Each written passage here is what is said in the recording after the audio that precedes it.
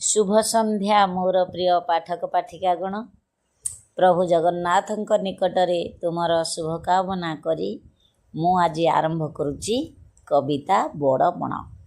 कवि जुगस्रष्टा कविवर राधानाथ राय।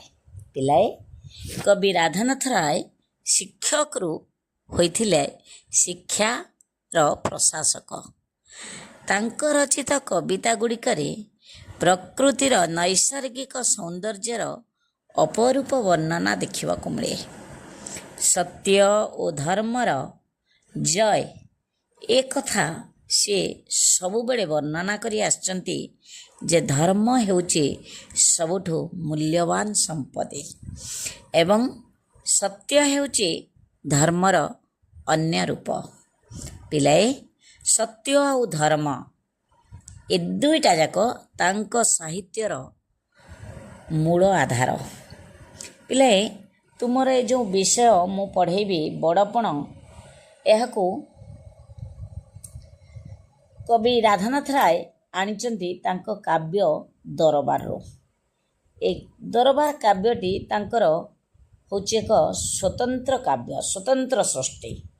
एथिरे अतीत सहित वर्तमान तुलना, प्राच्य पाश्चात्य, राजा और जमीदार मानकर प्रादुर्भाव, अहंकारी व्यक्ति मानकर अजथा आत्मबड़ीमा जे निश्चय अधपतनर कारण इत्यादि वर्णना होइछे। पिलाए आमर जो कविता बड़पण, से बड़पण कविता होची एई दरबार खंडांश एवं एथिरे जेमिति भावरे कवि वर्णना करिसंती जे भारतीय परंपरा, समाज और संस्कृति ठारू केमिति भारतीय माने दूरे जाउचंती एवं पाश्चात्य शासकंकर पदलेहन करिबाकू केमिति भारतीय लोक माने गर्व अनुभव करचंती पदलेहन करिकरी, एवं भारतीय लोकों को केमिति खराब लगुनि से विदेशी लोकों को अंध भाव अनुसरण करुचंती। एटा होची एई कवितार सारांश। पिले मु एबे कविता ऊपर को आसुची, आशा करुची तुम मन निश्चय भल लागिबो। कविता बड़पण। मने नाही तुम्भे काहार संतान, केसरी औरसे तुम्भे सिना स्वान। पूर्व पुरुषर प्रतिष्ठा विशाल, बिकी भांगी खाऊ थिबो केते काल। करू थिबो आउ केते ता बड़ाई, से प्रतिष्ठा निजे तिले न बड़ाई। थिले आगु जेहु उत्कलर स्वामी, बन्नी शिखा परी सदा ऊर्ध्वगामी। तुम्भे होई सेई वंशर संतति, जलधारा परी हेल अधगति। तुम्भ पितृगण परम उदार, राज्य मनुथिले एक परिवार। पिलाए एथिरे कवि उत्कलर अधोगतिर चित्र देइचंती, वर्णना करिचंती। कवि ताधरे एक कविता भितरे निजर जातीय चेतना को प्रकाश करिचंती। अतीतर स्मृतिचारण करने जाई वर्तमान युवपीढ़ी की से सचेतन करुचंती सठिक बाटरे चलवा पाई।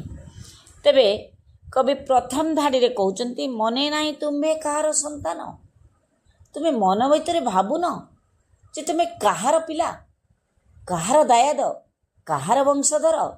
पिलाए मंदिर मालिनी ओडिशा, संस्कृति, परंपरा, सत्य, धर्म, न्याय ए सब को आधार करी जो ओडिशा गठित, जो ओडिशा को स्वतंत्र करिबा पई आम पूर्वपुरुष माने अक्लांत परिश्रम करिसंती, जीवन देइचंती, रक्त देइचंती।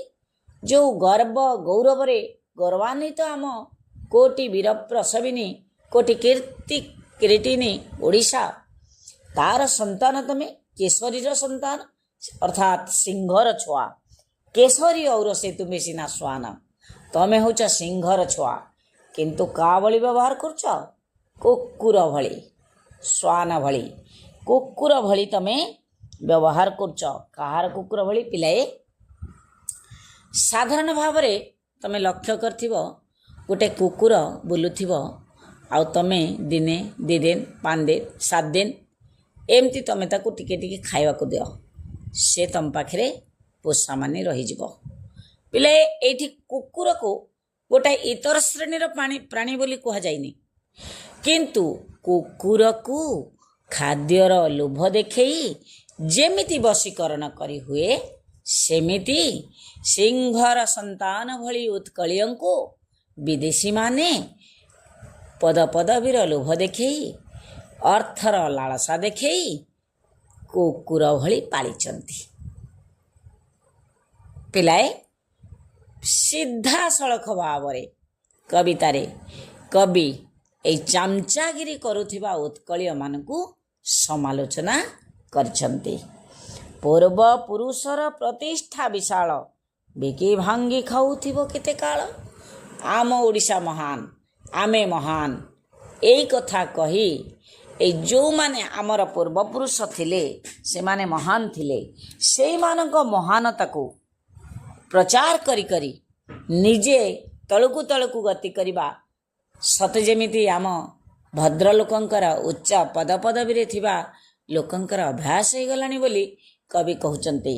ତେଣୁ କବି କହୁଛନ୍ତି, ଏମିତି ସେଇ ପୁରୁଣା କଥାକୁ କେତେ ଘୋଷି ହେଇ ଚାଲୁଥିବ, ସେଇଆକୁ ପାଥେୟ କରି ତମେ କେତେ ଅନ୍ୟମାନଙ୍କ ଆଗରେ ସେଇଆକୁ ଦେଖାଉଥିବ, ନିଜେ ଆଉ ଉନ୍ନତିର ରାସ୍ତା ଖୋଲୁନଥିବ। ଏମିତି କେତେ ଦିନ ଚାଲି ହେବ? ସେ ପ୍ରତିଷ୍ଠା ନିଜେ ତିଳେ ନ ବଢ଼ାଇ କରୁଥିବ ଆଉ କେତେ ତା ବଢ଼ାଇ। ଓଡ଼ିଶାକୁ ଉନ୍ନତି କରିବା ପାଇଁ ନିଜେ ଚେଷ୍ଟା ନ କରିକିରି, ଆଗରୁ ଏମିତି ଥିଲା, ଆମ ରାଜା ମହାରାଜା ଏମିତି ଥିଲେ, ଏମିତି ବାହାଦୁରୀ କେତେ ଦିନ କାଢ଼ିପାରିବ? ଥିଲେ ଆଗୁ ଯେହୁ ଉତ୍କଳର ସ୍ୱାମୀ, ବହ୍ନି ଶିଖା ପରି ସଦା ଊର୍ଦ୍ଧ୍ୱଗାମୀ। ସେ କହୁଛନ୍ତି, କବି କହୁଛନ୍ତି ଯେ ଥିଲେ ଆଗୁ ଯେହୁ ଉତ୍କଳର ସ୍ୱାମୀ। ସ୍ୱାମୀ କହିଲେ ଏଇଠି କର୍ତ୍ତା କର୍ତ୍ତା ଦୈବ ବିଧାତା, ତଥାକଥିତ ଓଡ଼ିଶାର ରାଜା। ସେ କହୁଛନ୍ତି, ଆଗରୁ ଆମର ଯେଉଁମାନେ ଥିଲେ ରାଜା, ଯେଉଁ ଉତ୍କଳର ରାଜା, ସେମାନେ ଉତ୍କଳର ଗଜପତି, ଅତୀତ ଉତ୍କଳର ଗଜପତି, ସେଇମାନେ କ'ଣ ଥିଲେ ନା, ଥିଲେ ଆଗୁ ଯେହୁ ଉତ୍କଳର ସ୍ୱାମୀ, ବହ୍ନି ଶିଖା ପରି ସଦା ଊର୍ଦ୍ଧ୍ୱଗାମୀ। ଯେମିତି ନିଆଁ ଜଳିଲେ ଉପରକୁ ଉପରକୁ ତାର ତେଜ ଉଠେ, ସେଇଭଳି ଆମ ଓଡ଼ିଶାର ଗଜପତି ମାନେ ଯେଉଁ ଥିଲେ, ସେମାନେ ବହ୍ନି ଶିଖା ପରି ଊର୍ଦ୍ଧ୍ୱଗାମୀ ଥିଲେ। ଅର୍ଥାତ୍ ସେମାନଙ୍କର ଅଧୋଗତି ଘଟିନଥିଲା, ଉର୍ଦ୍ଧ୍ୱକୁ ଉପରକୁ ଉପରକୁ ସେମାନେ ଉଠିବାକୁ ଚେଷ୍ଟା କରୁଥିଲେ। ତୁମ୍ଭେ ହୋଇ ସେଇ ବଂଶର ସନ୍ତତି, ଜଳଧାରା ପରି ହେଲ ଅଧୋଗତି। ତମେ ସେଇ ଓଡ଼ିଶାର ଉତ୍ତରଦାୟାଦ ହେଇକିରି, ସେଇମାନଙ୍କର ଉତ୍ତର ବଂଶଧର ହେଇକିରି, ସେଇମାନଙ୍କର ଉତ୍ତରାଧିକାରୀ ମାର୍ଫତଦାର ହେଇକିରି ତମେ କ'ଣ କରୁଛ ନା, ଜଳର ଧର୍ମ ଯେମିତି ନିମ୍ନଗତି, ତମେ ସେମିତି ଉପରୁ ତଳକୁ ତଳକୁ ତମର ଅଧୋଗତି ହେଉଛି। ତୁମ୍ଭ ପିତୃଗଣ ପରମ ଉଦାର, ରାଜ୍ୟ ମଣୁଥିଲେ ଏକ ପରିବାର। ତୁମର ଯେଉଁ ପିତୃଗଣ ଅର୍ଥାତ୍ ରାଜାମାନେ, ଅତୀତ ଉତ୍କଳର ରାଜାମାନେ କ'ଣ ଥିଲେ ନା, ସେମାନେ ଗୋଟିଏ ଉଦାର ମନୋବୃତ୍ତି ସମ୍ପନ୍ନ ଥିଲେ ଏବଂ ରାଜ୍ୟ ମଣୁଥିଲେ ଏକ ପରିବାର।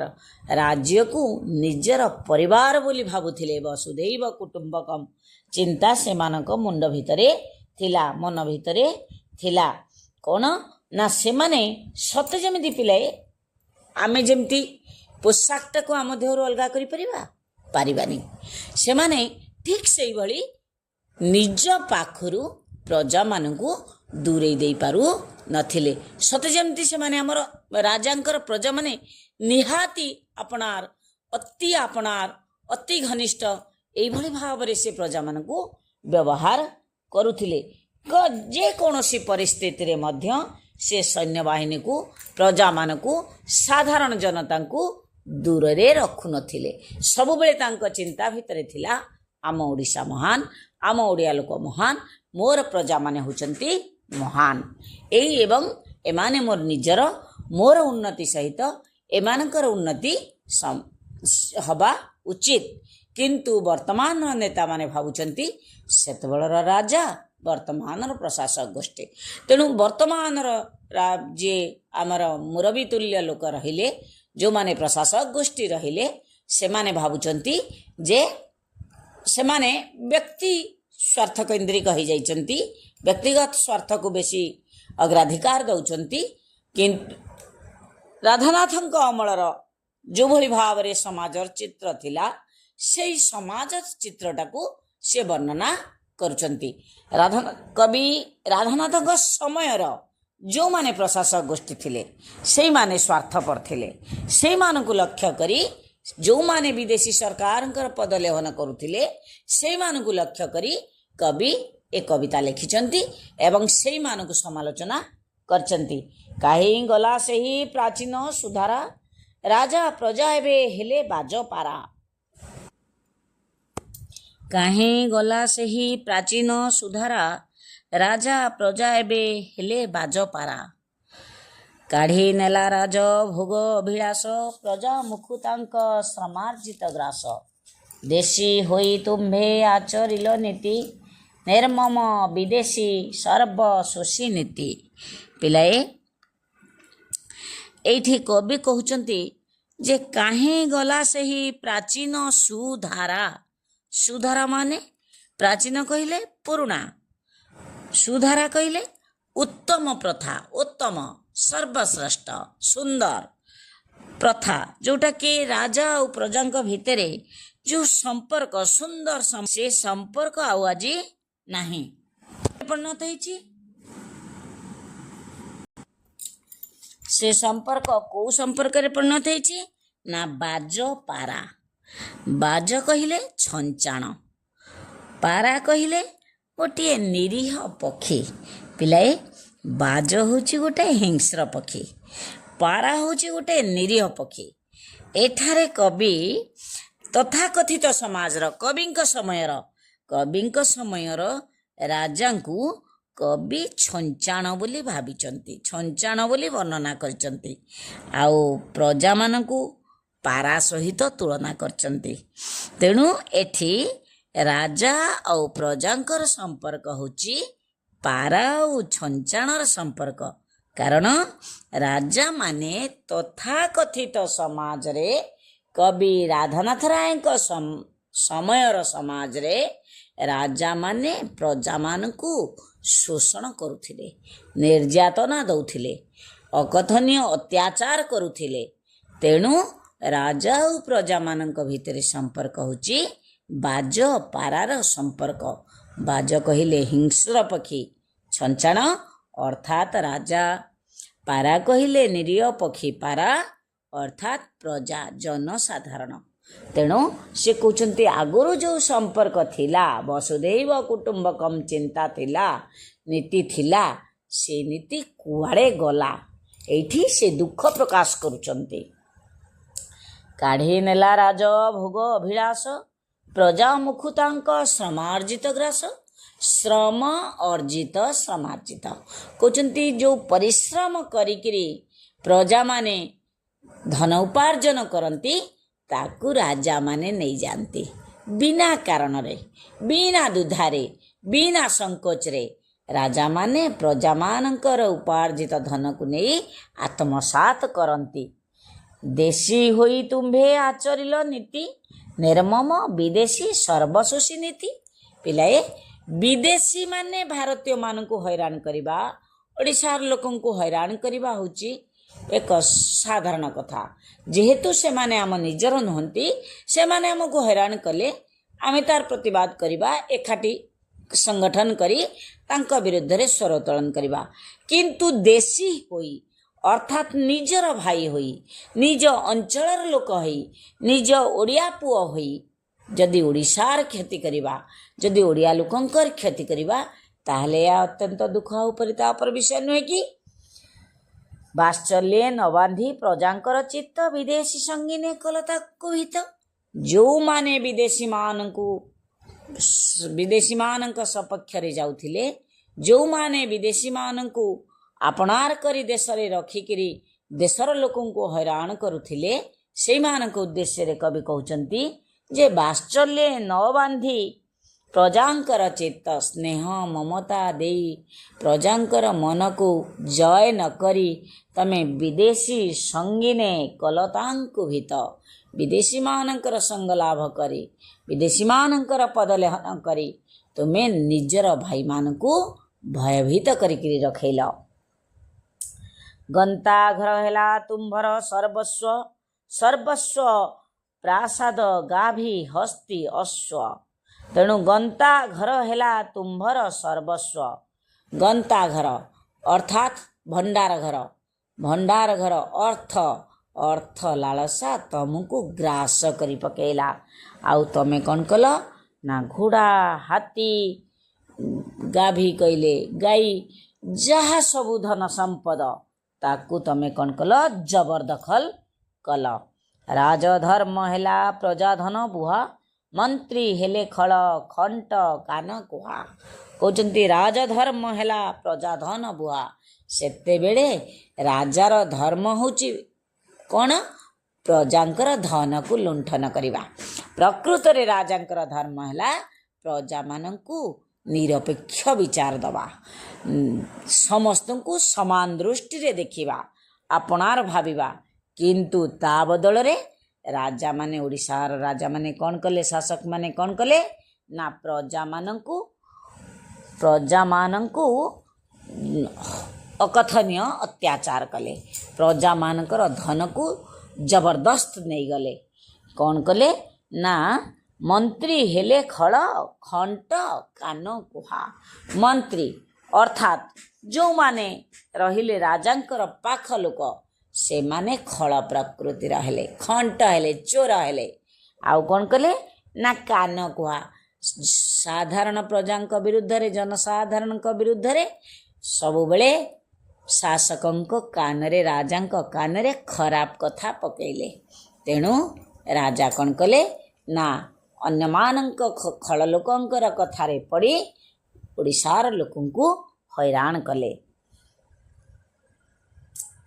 तंडी दुखी रंक अरक्षित रांड विदेशिंकी खुआइल कुकुटांड तंडी दुखी रंक तंडी माने कष्ट देकिरी निर्यातना देकिरी दुखी लोक मानकु रंक माने निरीह लोक मानकु आउ अरक्षित माने अनाथ लोक मानकु रांड कहले विधवा लोक मानकु अर्थात अनाथ मानकु कौन कल ना एमानंकु हैरान करी एमानंक तंटी चिपिकिरी एमानंकु ठकिकिरी एमानंक पैसा रे तमे कौन कल ना विदेशी की खुआइल कुकुड़ा अंडा सेते बेले कुकुड़ा अंडा गोटे भारी दामिकिया खाद्य थिला तेबे विदेशी की नैकरी लांच देल अंडा नैकरी खुआइल अर्थात विदेशी की भल खाद्य खुआइल एमानंक खाद्य को आत्मसात करिकिरी लुंठन करिकिरी एमानंक पाखरु नहीं जाई